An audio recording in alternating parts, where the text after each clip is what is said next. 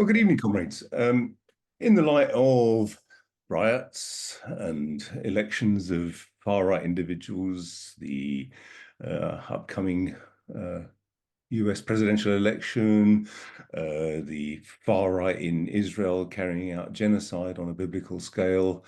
I think this is an apposite moment to talk about what Leon Trotsky had to say about fascism. There are lots of reasons to read Leon Trotsky. He was one of the finest writers of his generation. But his analysis of fascism is superb, not least of which because, of course, he was writing at the time. This isn't some kind of analysis after the event. I mean, he was there as a kind of witness, as it were, to the rise of fascism and the subsequent consequences. And I think it's important that we appreciate just what Trotsky was saying about it, because I think crucially, for Trotsky, fascism isn't just about being right-wing, nationalist, and authoritarian. So, for example, he talks at one point about the dictatorship of Primo de Rivera, who was dictator of Spain between 1923 and 30. And doesn't really talk about him as a fascist as such. He might be right-wing, he might be nationalist, he might be brutal, but he isn't a fascist in the same way that Franco took power, and moreover, certainly not in the same way as Mussolini in Italy or Hitler in Germany. So it's not enough then just to talk about fascism as someone we don't like. The tendency is on the left to just call anybody a fascist who we happen to find particularly distasteful. I've heard people like Priti Patel being called a fascist, and of course, Nigel Farage is occasionally cited as being a fascist. I don't think Trotsky would agree with that analysis. So the important thing for Trotsky was fascism isn't something that you can really just describe in the way, for example, that Franz Neumann did in his epic book Behemoth. Franz Neumann was a member of the Frankfurt School, and he did a kind of sociological analysis of German fascism. But for Marxists and Trotsky in particular, what was important was to understand fascism as a movement, as a relationship between the classes that were uh, antagonists during the period of the 1920s and 30s. So, for example, we have a situation. I mean, fascism isn't necessarily supported by the ruling class. And we wouldn't see fascism being supported necessarily by the ruling class today. It's generally not good for business. But in the context of 1920s Italy, in the context of 1930s Germany, it was important for the ruling class to have a movement that would crush the working class, and above all, crush the organized working class, whether it was in the trades unions, whether it was in social democratic parties, or any other means, and particularly, of course, if it was organized into a revolutionary communist party. And that's exactly what the ruling class did, prepared to form an alliance with fascism, which Trotsky would argue actually has its mass base in the petit bourgeoisie. So if you're looking, for example, at Italy or Germany, there was a massive peasantry at the time. There was a massive small bourgeoisie, petit bourgeoisie, so shopkeepers, and also interestingly, sometimes in liberal professions, found a great deal of support. People in liberal professions were significant supporters of the Nazi Party, for example. And some of them, of course, made their careers by supporting Hitler and disposing of the Jewish professionals who they might be competing against. The other aspect of fascism, of course, that was important when Trotsky was writing is that both Hitler and Mussolini had effectively party militias. They had people who would be prepared to go out and fight and kill communists.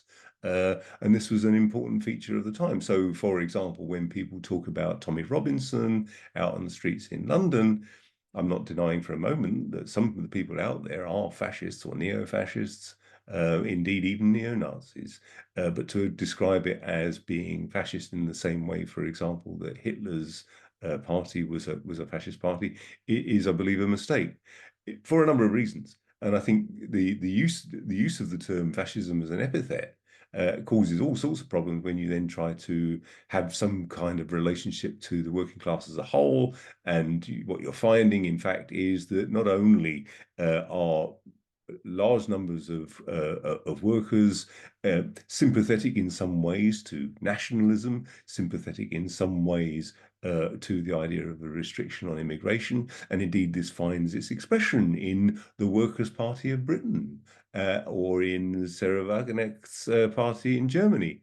Um, the other aspect that I think is very important to look at, and we will, is the position of Stalinism and how, although fascism, for example, in Italy predates Stalinism, the Stalinist line was also important in terms of the victory of fascism, in particular in Germany. Um, and of course, the disastrous policy on the part of the Comintern of describing the German SPD as social fascists, preventing the possibility of a unity between communist and social democratic workers on the basis of being workers. And instead, this meaning that any kind of so at no point, for example, did Hitler have a majority of support, and certainly not among the working class as a whole. It was, moreover, widely understood that Paul von Hindenburg, who was president of Germany at the time, absolutely despised Hitler, the vulgar little corporal, but nevertheless was prepared to appoint him as chancellor in opposition to the possibility of a socialist taking power instead. So what we see, for example, then in German fascism and indeed in Italian fascism is really a petty bourgeois base, sometimes accompanied by parts of the lumpen proletariat, that is, declasse elements or unemployed workers, although the majority of unemployed workers, even in Germany, tended to support the Communist Party. And the other aspect I think is important is what kind of attitude should be taken to right-wing populist political parties today. One of the features that was so disastrous in the context of Germany was the idea that somehow, well, if the fascists take power, people will soon see through them, they'll soon fail, and then it's our turn. And that arguably was the almost final straw, really, the absolute disaster, because, of course, immediately Hitler took power, he started to crush the organized workers' movement, leaving the working class in an atomized state. So just to have a little look at the context then, this is a rather dapper-looking Benito Mussolini in 1917.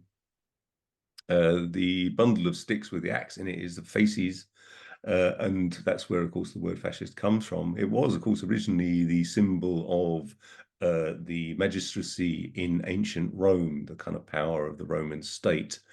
Um, so there isn't really time to talk about the Italian Socialist Party in any great depth itself, and it would be an interesting subject. But it's worth remembering that actually Mussolini was on the left up until the First World War.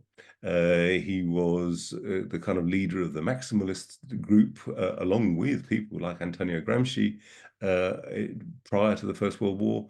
Reformists, by contrast, were followers of Filippo Turati. And of course, this kind of mirrors the kind of division that you had, for example, in the French the French Parti Ouvrier.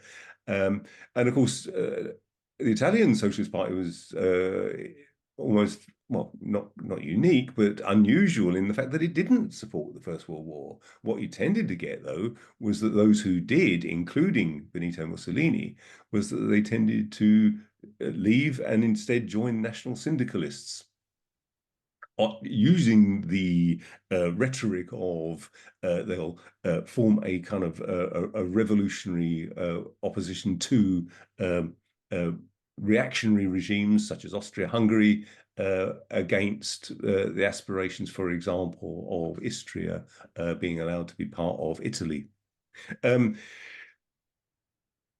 The other important context about the rise of fascism in Italy, of course, is revolution. We often hear of discussion around the revolution in Germany. We'll look at that again in a moment.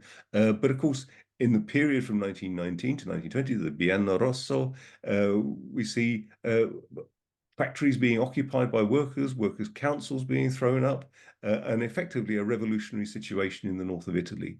Arguably, the Italian Socialist Party didn't make nearly enough of this, and what you instead ended up with was a movement which was gradually defeated, and in no small part by the fascists themselves. So especially in Milan and Turin, the main industrial centers of Italy, and there were over 1 million workers involved in the movements around the Biennio Rosso. In July 1919, there was a general strike in solidarity with the Russian Revolution.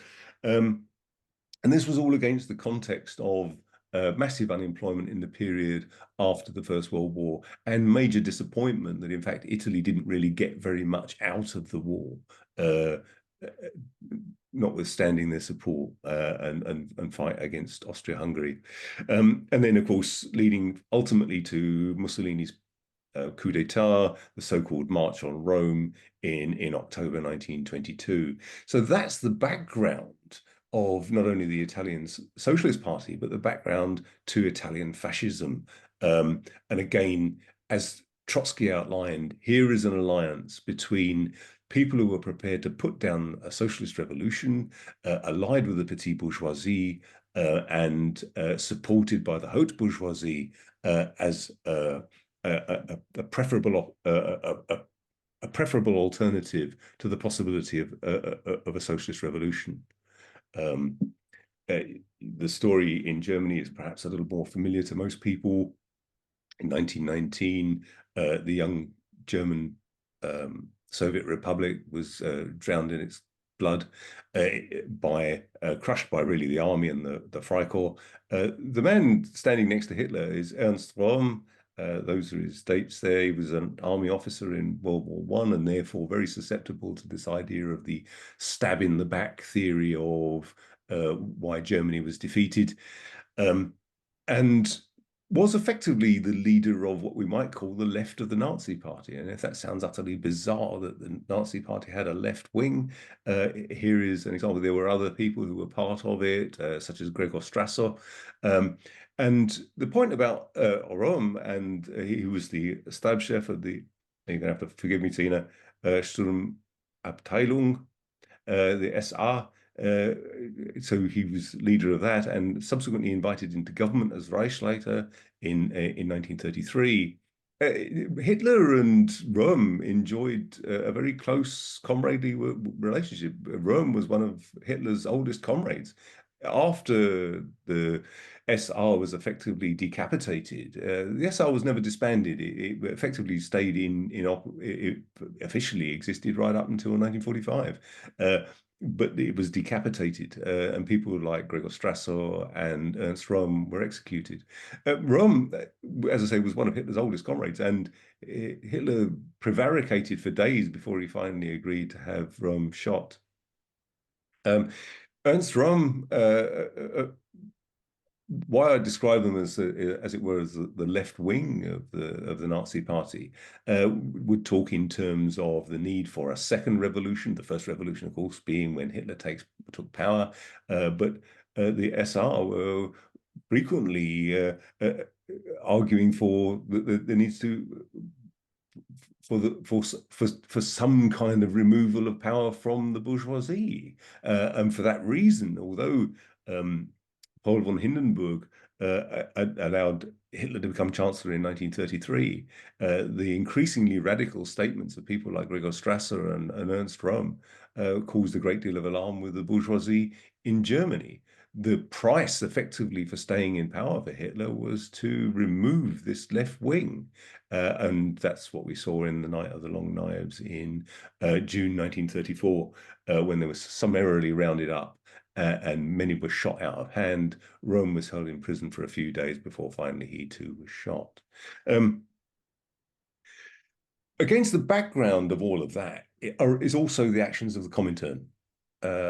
And Trotsky's writings are full of criticisms of the twists and turns of the Comintern in this period.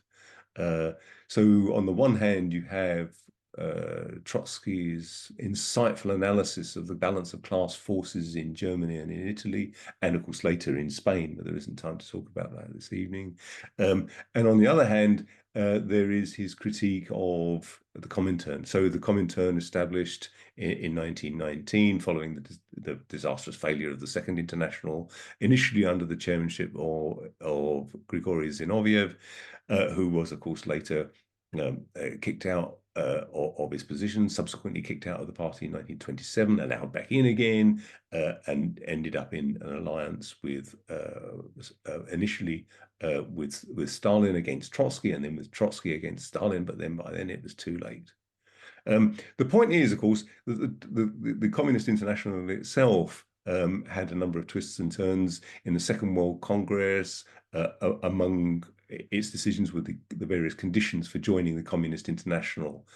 So one of which was, for example, to expel the kinds of opportunists who had supported the First World War. So for the Socialist Party of Italy was one of the first parties to try and to affiliate affiliate, in fact, to the Communist International. One of the conditions, though, was that they should kick out people like Turati.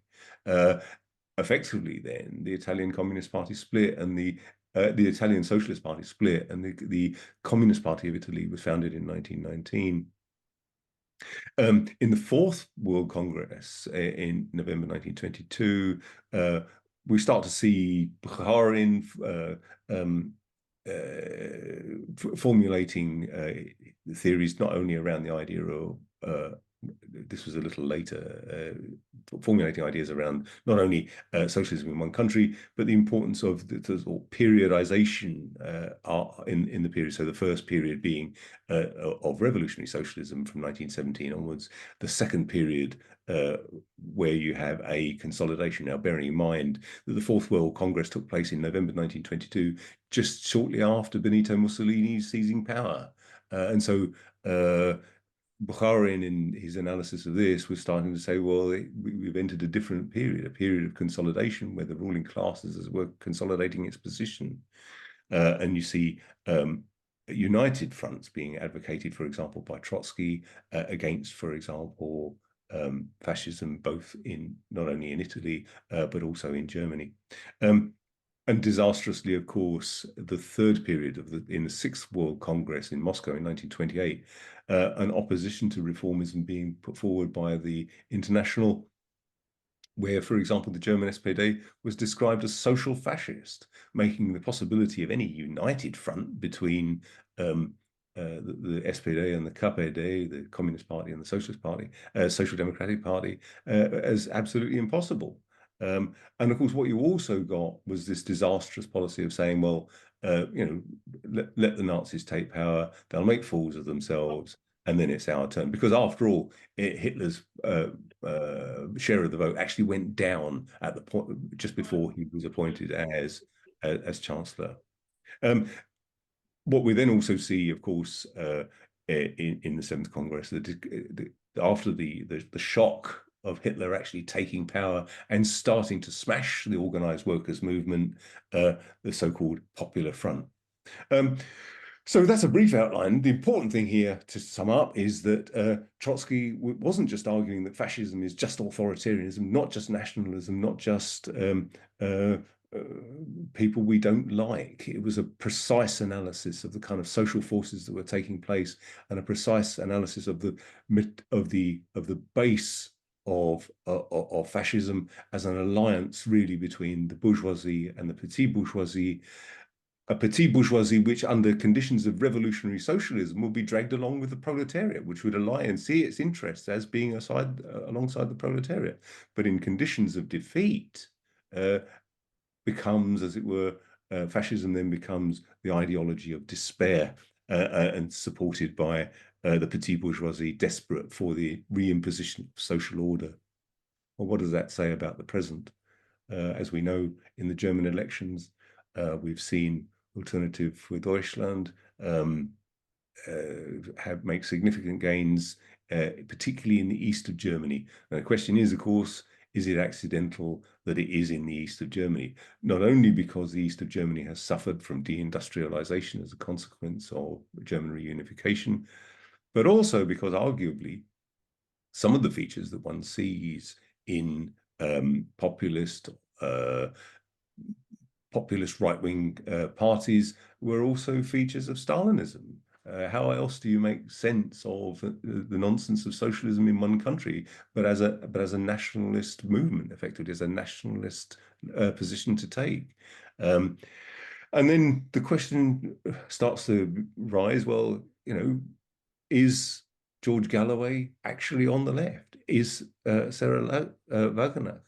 Uh, uh, so we know that those parties in the Federal Republic of Germany were absolutely hammered. By contrast, Sarah Wagenknecht did reasonably well compared, for example, to the SPD.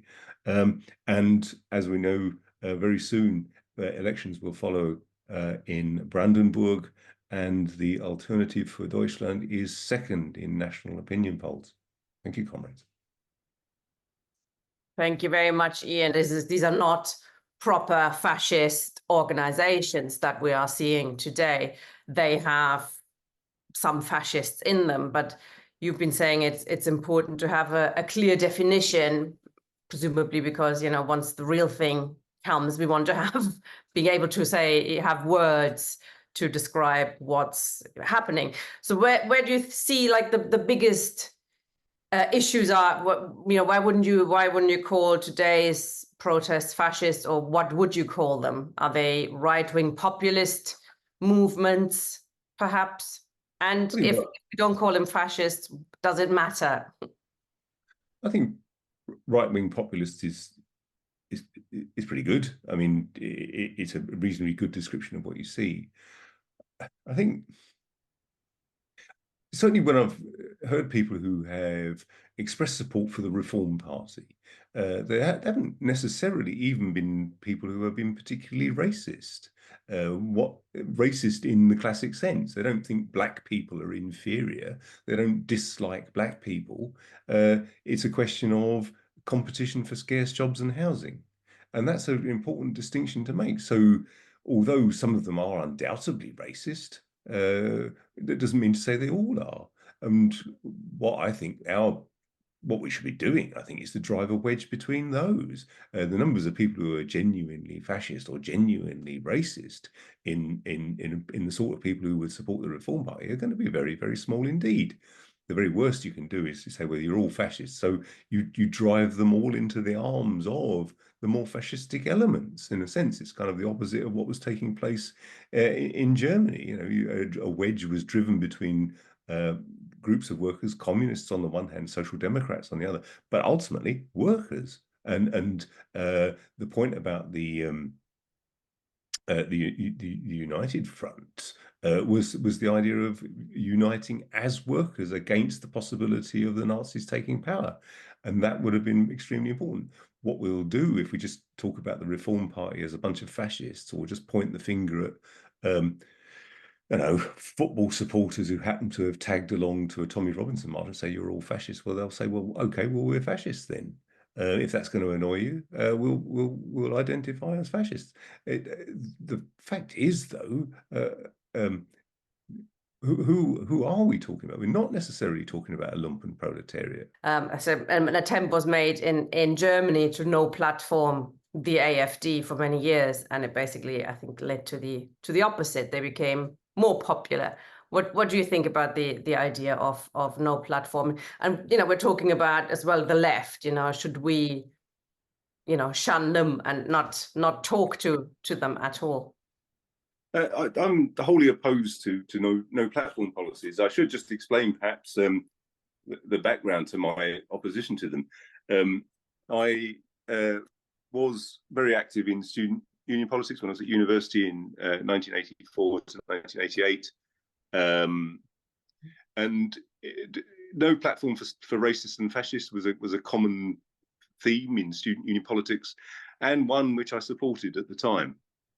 I supported it on the grounds that the fascists that were on campus were likely to physically and in other ways intimidate people from, international students and so on. However, there was a moment at what was then the Sunderland Polytechnic, which I think had come under the influence of the Socialist Workers' Party, and the no platform policy was enacted by the Sunderland Polytechnic Students' Union to effectively disaffiliate the Union of Jewish Students on the grounds that because they were Zionists, that they were therefore racists. Now, the problem about that, of course, is that once you start disaffiliating people, or you start withdrawing the right to speak, then what you get eventually is that's applied to the left and if applied to the right. In practice as well, what happened was there was some fantastic debates, and the people who were most passionately opposed to what was going on were those anti-Zionist Jewish speakers who came along and denounced Zionism. And of course, these are the people now who would be dismissed as the wrong sort of Jew. These are the people now who would have their right to speak removed from them. So I developed my opposition to no platform policies then, and nothing has happened since to change my mind on it. So it is, I mean, as socialists, we believe in majority revolution, when we don't believe in a coup of a small minority of hardened communists. We actually want the majority of the population to be behind it. And the majority is clearly at the moment not behind socialism. So we actually need to win them over. And I think that's what makes an opposition to no platforming quite important, that we actually talk to people and try and change their mind. We might not change the mind of Tommy Robinson. I mean, he's lost, I would have thought. But some of the people who look at him for answers, if you organize a debate and you show that he doesn't have answers, then that's surely a good thing. I agree with what you're saying. I think that the last thing we want to do is actually create the conditions for groups of fascist or other right wingers who can feel, aggrieved in some way. All my experience of people on the far right, and this includes even Zionists. I'm not saying all Zionists are on the far right, but once they actually get to speak, they reveal themselves for the fools they are. It's very easy to destroy their arguments. And if you have no platform, what's your opportunity to do that? I mean, I would say that we also need to build a political party. The left needs to build a political party with a principled program. I mean, because you look at Germany, the BSW, the Sarah Wagenknecht party, which is sort of the left, is anti-migrants, as is, you could argue, George Galloway's Workers' Party. They are, rather than challenging this, they are feeding the same, the populist answers, the easy answers. It's them who are causing this. Internationalism is not some kind of add-on part of the Marxist program. If we're not in favor of socialism worldwide, the idea that you could achieve it in Britain or even the European Union is fanciful. If you couldn't achieve it in the Russian Empire, the size of 1/5 of the land surface of the world, what are our chances in some smaller country? So it's internationalist or it's nothing. The other aspect of it, of course, is if we look at what are the competition for scarce jobs and housing. I mean, we're looking at people who are, how desperate do you have to be to spend every penny you've got trying to get across the channel in a dinghy only to be shoved in a detention centre? And for that to be preferable, how bad does it have to be from where you came from? I can understand it for a lot of people. So what do we then do? As communists, we have to have a plan for the world. There has to be a plan for the redevelopment of those areas which have been completely destroyed by capitalism in general, imperialism in particular. And on the question of imperialism, we also have to look at the effect of imperialism on our own populations. I mean, the fact that British workers have been supporting the Reform Party should be of concern. But and of course, if we're to explain it, an explanation I think rests not with mass psychology or something. I think the explanation rests with the imperialist history of the United Kingdom and now, of course, the United States and other countries in the world. The question is, to what extent are people prepared to defend their petty privileges against other people? Certainly, when working in the health service would collapse overnight without the excellent work of many migrant workers there, many of whom have been expressly recruited in India, in Africa, to make up workforce shortfalls. The other aspect of it, and as I say, this also applies to things like the Workers' Party of Britain. It's not accidental that Ernst Röhm, for example, was a member of the German Workers' Party. Fascism often dresses itself up in a socialistic garb. It's not accidental that the Nazi flag was red. It was a deliberate choice to pass oneself off as a socialist in some way.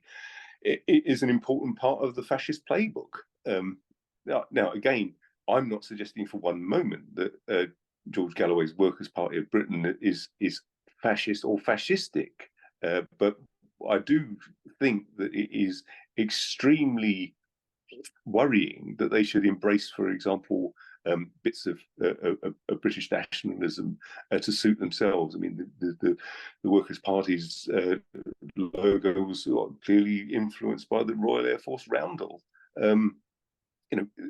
This is whatever else this is. This isn't communism. This isn't a communist party. This isn't a Marxist party. But at the same time, we as communists have to make that critique, and we have to argue for internationalism and a communist transformation of the world. Otherwise, we just end up in the numbers game. How many immigrants is enough, or too many, or whatever else. Thanks, Ian. So you'll see. Yeah. Sorry, I think it's also worth discussing that it's not just the issue of immigration. I think that makes the organizations like the AfD attractive to so many people. Like in Germany, it's the main opposition party when it comes to the war in Ukraine, for example. They are putting forward, motions everywhere, etc., and organizing demonstrations against the war in Ukraine, whereas the left, the Linke Party, is extremely quiet on it. Sarah Wagenknecht as well is her party is outspoken, but I think that also is reflective in other countries where the left is not challenging those issues and is walking behind imperialism in its various adventures. Israel, Palestine, another issue. That's not where the AfD is so strong, but that is a huge, in Germany, it's a huge issue, the Ukraine war, and lots of people are not in favor of it anymore, and yet the pipeline was blown up with, it looks very much the cooperation of the German government and, denying German people and industry cheap gas, etc., all for a war that is unwinnable. So it's another issue we should say. It's not just about migrants, because there are other issues at stake here. We're not dealing with the classic fascism, are we? I mean, we're dealing with something different. I mean, obviously, it is something that the ruling class itself is using. I mean, these guys clearly, I mean, we can see, I mean, these people are held as being useful, and that everything is being shifted to the right and far right and authoritarianism in any case. And so, clearly that is the process that is going on. So, I mean, in those terms, it is different, but obviously it requires a response. In terms of prevention where possible, but also, of course, really the real thing is the left has to get its act together and present an alternative, because obviously the ruling class itself is driving the process. Next week, comrades, we're taking a look at artificial intelligence. I'm really looking forward to that. We're going to have Michael Roberts, the Marxist economist, discussing one aspect, and Rob Gold, another Marxist, also looking at another aspect of Marx's writing on how he could have predicted that, or what he had to say on all those issues. So that's going to be very interesting. See you hopefully next week. Bye-bye, comrades.